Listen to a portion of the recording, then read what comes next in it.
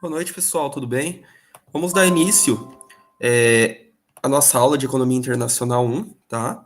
Na aula de hoje nós vamos começar a falar sobre o modelo ricardiano.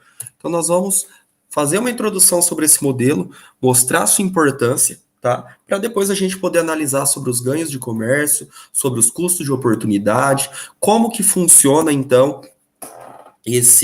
como que funciona os ganhos, né, dentro de uma ideia de vantagem comparativa que o modelo ricardiano nos traz, tá? E aí nós vamos mostrar, então, numa próxima aula, as técnicas aplicadas dentro do modelo ricardiano, de como que isso funciona. Então, na aula de hoje, né, eu separei a aula de hoje, mas eu vou separar essa aula em duas partes. A ideia é explicar o funcionamento do modelo ricardiano, e como que é ilustrado o princípio da vantagem comparativa e demonstrar os ganhos do comércio, tá? Essa parte, principalmente dos ganhos do comércio, fica para a nossa próxima aula. Inicialmente, nós vamos falar sobre como que funciona o modelo ricardiano, tá? E nós vamos comparar, então, o modelo ricardiano com a ideia trazida por Adam Smith, para vocês conseguirem diferenciar um modelo do outro, tá? Bom, no modelo ricardiano, os países eles participam do comércio internacional por dois motivos básicos, né? E cada um deles vai contribuir para o seu ganho de comércio. O primeiro motivo que eles vão participar dentro de um comércio internacional é porque os países buscam comércio porque eles diferem um dos outros, tá? Por exemplo, por que existe comércio entre Brasil e países, por exemplo, que são altamente tecnológicos, né? China, Estados Unidos, Coreia do Sul, e entre outros países? Bom, pelo fator que o Brasil ele tem uma característica cultural vinda de anos e anos, na qual nós ainda não estamos totalmente prontos, né? Tanto em recursos quanto propriamente na matéria-prima, quanto em questão de qualificação dos trabalhadores para se produzir competitivamente no mercado, né? Produtos de tecnologia, por exemplo. Em contrapartida, nós temos fatores naturais, nós temos recursos naturais que nos propiciam, então, nos destacar em outros segmentos, como, por exemplo, a agricultura, tá? O setor agrícola. Tá? Então, nesse ponto, é o que acontece, né? Um país, ele busca o comércio internacional no sentido do quê? Produzir o que faz de melhor. Então, produzindo o que faz de melhor, automaticamente ele vai estar produzindo em economia de escala, ele vai estar produzindo em grandes quantidades e ele vai conseguir, então, ser competitivo dentro do mercado. O segundo ponto, na qual os países participam do comércio internacional, é o que eu já falei aqui. Eles participam buscando o quê? Buscando obter economias de escala dentro da produção. Ou seja, se você produz uma gama limitada de bens, você consegue automaticamente produzir essa gama de bens em uma escala maior e com maior eficiência, né? Mais uma vez, vamos imaginar, mas professor, o Brasil é um país de 200 milhões de habitantes. O Brasil é um país onde tem uma diferença cultural enorme. O Brasil é um país onde tem uma grande possibilidade de crescimento econômico. O Brasil é um país onde se tem grandes diferenças que isso pode fazer numa junção, nós conseguirmos nos destacar mundialmente. Sim, mas ainda não estamos prontos para isso, né? Justamente por isso nós buscamos o comércio. Por quê? Porque nós não conseguimos produzir todos os produtos necessários, tanto para consumo interno quanto para exportação, numa qualidade tão boa que nós conseguimos então nos destacar dentro do mercado internacional. Então, qual é a melhor maneira de se fazer? Como que o modelo ricardiano mostra isso? Um país tem que buscar onde ele se tem vantagem comparativa, onde ele consegue se destacar, para ele conseguir então focar naquela determinada quantidade de bens, né?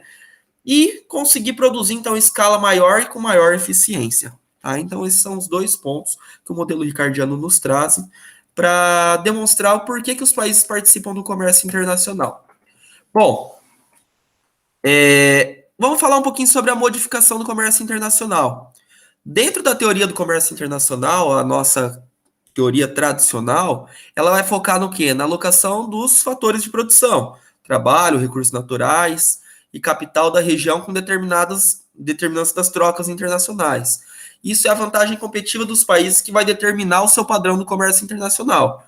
Já com a globalização, essa característica ela cai por terra, por conta da facilidade de acesso que os países então têm, né, sobre os considerados atrasados tinham.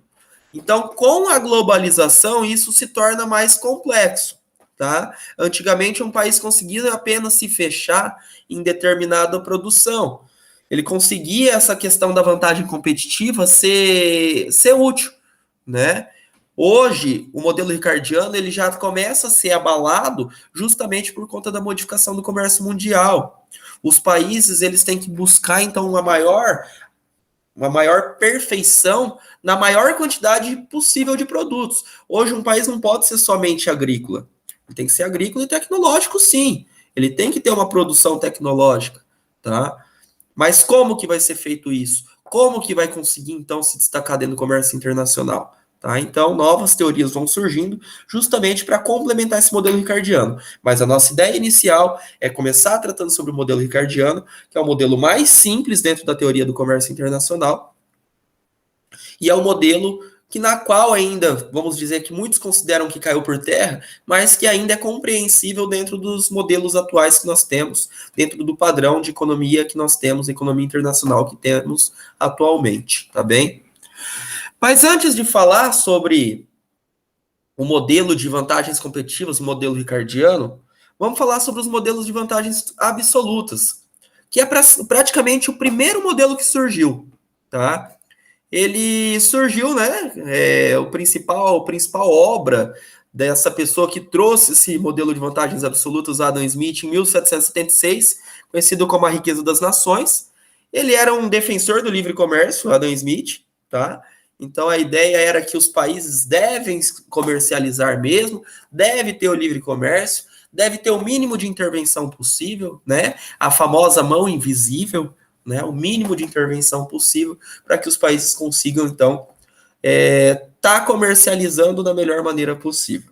Então, conforme Adam Smith acreditava, e dentro das vantagens absolutas, é que cada país deveria se concentrar naquilo que produz a um preço mais baixo e trocar parte dessa produção por outro bem que não custe, né? Que custe menos em outra nação.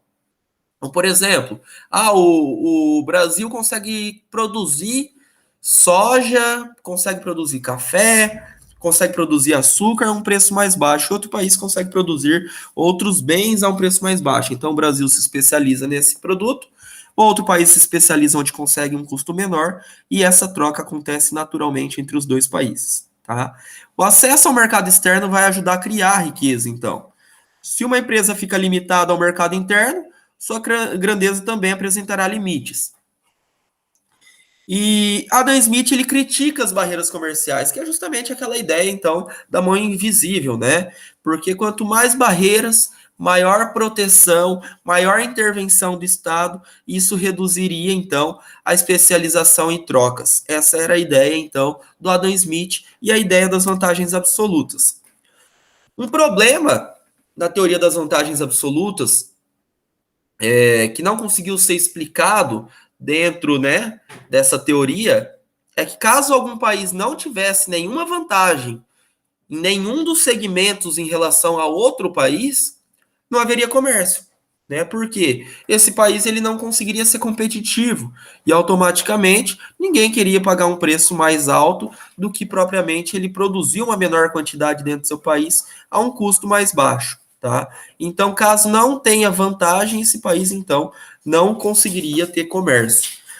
E um outro ponto é que ele só levava em consideração a produtividade. Ele desconsiderava outros custos, por exemplo, a matéria-prima, mão de obra, o investimento. Tá? Então, ele levava em conta a produtividade. O país produzir mais, em maior quantidade, em maior escala, tá? Não levando em consideração os custos de produção. Fato esse que é levado em consideração no modelo ricardiano, que é o que nós veremos na nossa próxima aula, tá? Que é onde nós vamos trabalhar sobre o custo de oportunidade, nós vamos trabalhar sobre as fronteiras de possibilidade de produção, nós vamos trabalhar sobre a questão de como que os preços e salários interferem na escolha de um determinado bem na hora de se buscar especializar, tá? e aonde, então, dentro da teoria das vantagens absolutas, isso não era levado em consideração. E aí, então, vem as vantagens comparativas, tá? As vantagens comparativas, que é uma teoria criada por David Ricardo, tá? Ou Davi Ricardo, como preferirem, tá? E em 1817 ele acabou aperfeiçoando essa teoria das vantagens absolutas. Qual que foi a principal mudança, então, que Ricardo trouxe? Tanto que foi conhecido como o modelo ricardiano, né? A principal mudança é o seguinte: bom, Adam Smith, você criou uma teoria onde se nenhum país tiver, se esse país não tem vantagem em nenhum produto, então não tem comércio, né? Esse país não consegue comércio com ninguém. Mas não é bem assim que funciona, né? Vamos levar em consideração outras coisas. Vamos levar em consideração os custos desse país, tá? Então, mesmo se um país tem vantagem absoluta sobre o outro, ainda o comércio pode ser proveitoso, tá? Essa é a ideia, então, no modelo ricardiano. E aqui eu trouxe um exemplo só para vocês entenderem, tá? Estou trazendo aqui um exemplo sobre o comércio de dois países, por exemplo, Inglaterra e Portugal, e nós estamos analisando sobre a produção de tecido e vinho, tá? Se vocês prestarem atenção, o que acontece aqui? Nós temos que aqui está o custo de produção, tá? Dos dois países. O que nós podemos observar? Deixa eu só ver se tá. Deixa eu colocar aqui para a gente poder analisar certinho, tá? O que nós podemos observar entre os dois países é que Portugal ele tem uma vantagem absoluta sobre a Inglaterra, né? Ah, professor, por que Portugal tem uma vantagem absoluta sobre a Inglaterra? Porque sobre a produção de tecido, Portugal, ela tem então, deixa eu ver aqui que não está escrevendo, aqui. Sobre a produção de tecido, peraí que saiu da tela, vamos voltar. Deixa eu abrir aqui de novo. Peraí, vamos abrir que acabou fechando, tá?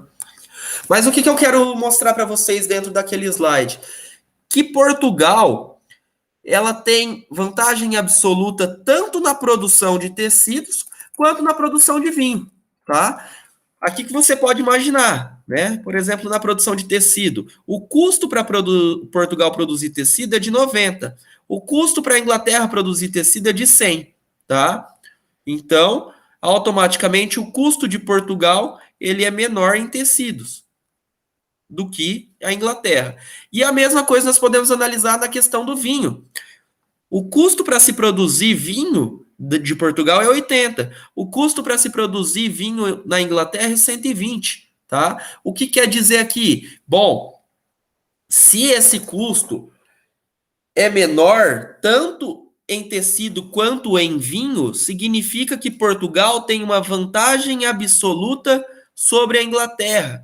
Na ideia de Adam Smith, Portugal produziria tanto tecido quanto produziria vinho, né? E aí então não haveria comércio. Inglaterra ficaria fora dentro desse mercado. E aonde a teoria das vantagens comparativas mostra não. Peraí. Será que Portugal vai ser eficiente para produzir tanto tecido quanto vinho? Ou é melhor Portugal se especializar em um deles e produzir em maior quantidade, ganhar na economia de escala? É justamente isso que as vantagens comparativas demonstram, tá? E como que é feito isso? Nós vamos mostrar um pouquinho mais à frente. Nós vamos analisar pelo custo comparativo, tá? Por exemplo, para Portugal produzir vinho, ela tem um custo de 80 por 90, né? 80 dividido por 90, que vai dar igual, então, a 0,88. Peraí, tá escrevendo aqui, tá fechando. 0,88. Para se produzir tecido em relação ao vinho, ela tem um custo de 90 dividido por 80, que é igual, então, a 1,2. O que significa? Que para Portugal é mais interessante, o custo relativo é melhor em vinho do que propriamente tecido. Então, Portugal ela vai decidir produzir, então, vinho, tá? E o mesmo nós podemos fazer para a Inglaterra. O custo comparativo da Inglaterra é o quê? Para se produzir tecido, ela tem um custo de 100 dividido por 120, que vai dar igual a 0,83.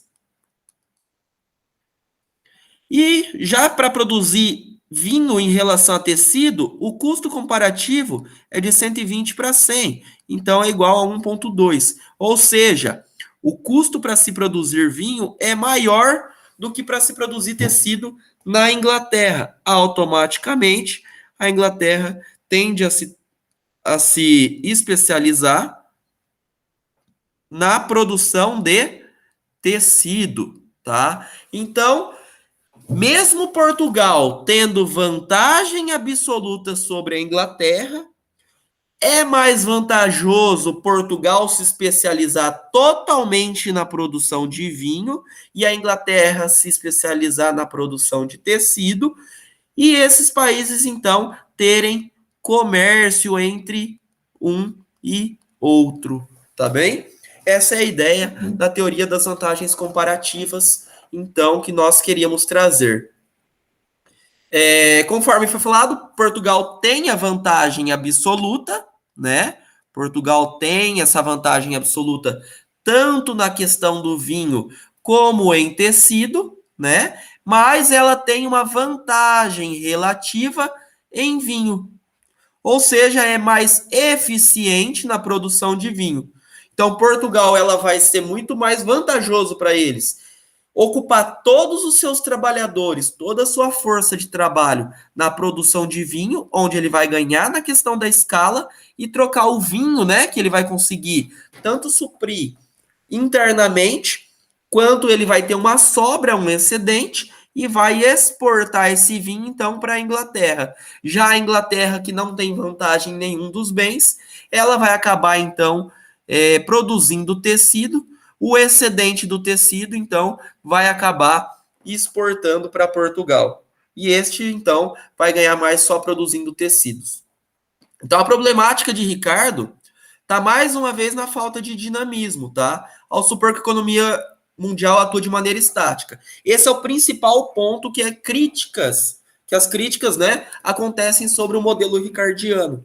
Ele achar que a economia é estática. Então, se foi definido que Portugal produz vinho, Inglaterra produz tecido, isso não vai mudar. E isso não é verdade. Conforme nós já vimos, existem a questão da modificação da economia internacional, tá? Essa modificação, ela é acompanhada pelo quê? Ela é acompanhada por uma globalização, tá? Hoje os países, ele têm maior facilidade para conseguir, então, maiores informações, tem maiores tecnologias que faz com que se tenha maior vantagem em determinados produtos, tá bem? Então, essa é uma das críticas sobre a ideia das vantagens comparativas, mas que na próxima aula nós vamos começar a tratar isso de uma maneira um pouco diferente. Nós vamos começar então a trazer o que era a ideia principal do modelo ricardiano, e eu quero que vocês leiam antes, né,